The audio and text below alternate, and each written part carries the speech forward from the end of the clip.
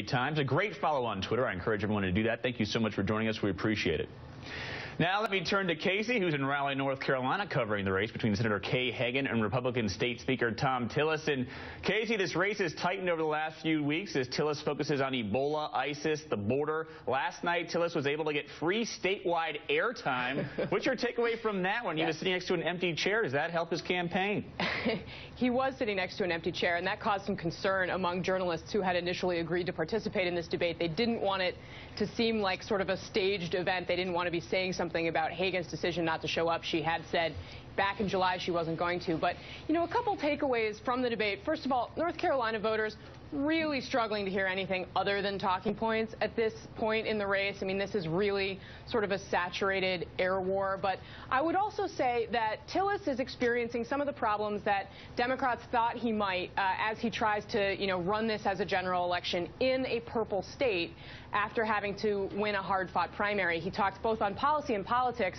He was still answering questions about impeachment last night, which is something that, especially for African-American voters here, is not a subject of great interest, shall we say. And then on policy, he was asked about the Medicaid expansion, and he suggested that he might be open to potentially considering a Medicaid expansion down the line. That's a complete reversal from the primary when he ran ads bragging about how he stopped the Medicaid expansion cold.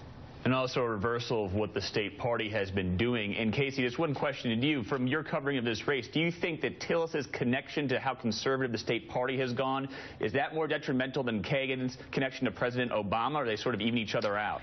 Well, I think that's the sort of great question of this race has been whether voters are more opposed to what's been going on in Raleigh, in the state capital, or whether they're more opposed to the president and what's been going on in Washington. I think that's part of why Ebola and national security, ISIS, have helped Tillis here, because it shifted the focus somewhat up north to Washington and away from Raleigh. He's suffered some, and I think Hagan has, you know, held on to this lead, partially because that state legislature session went much longer in the summer than it was supposed to.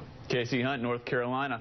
Let's turn to Perry Bacon on the big picture with 13 days to go. And Perry, it seems to me that these races where there's incumbents are going to be these individual sort of just